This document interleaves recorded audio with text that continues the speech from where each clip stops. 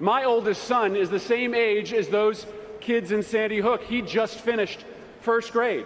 My wife and I are the same age as those parents. And I am furious.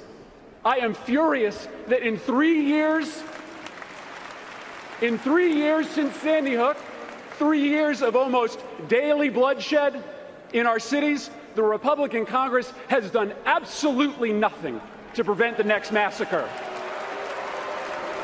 It stokes inside me a sense of outrage that I've never felt before.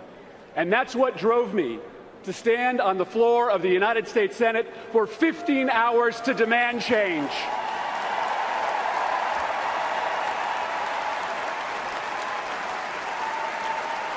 And I'm here today because I want a president who shares that same sense of outrage. Outrage that the gun lobby fights to keep open glaring loopholes that 90% of Americans want closed. Outrage that a suspected terrorist can walk into a gun store and walk out with a military-style semi-automatic weapon. Now, Hillary Clinton, she didn't have to make fighting gun violence a centerpiece of her campaign. Frankly, I'm sure people told her that it wasn't worth the political risk. But she held firm. She stood up to the NRA, and Hillary Clinton pledged to take Washington back from the gun lobby. And Donald Trump, when he sees gun violence devastating our communities, it's just like everything else. He sees it as an opportunity. Another opportunity to convince Americans that they should fear one another. Another opportunity to do the bidding of the gun lobby. Listen, 90% of Americans want our background check system strengthened and expanded to cover more gun sales so that dangerous weapons don't fall into the wrong hands. But Trump says that in his first hour in the Oval Office, he'll roll back safeguards that we already have. And even more sinister, Trump said that by the end of his first day in office, he'll mandate that every school in America allow guns in their classroom. Think about that for a moment. Of all of the things that Donald Trump could have promised to do on his first day in office, he chose weakening background checks and putting guns in elementary schools.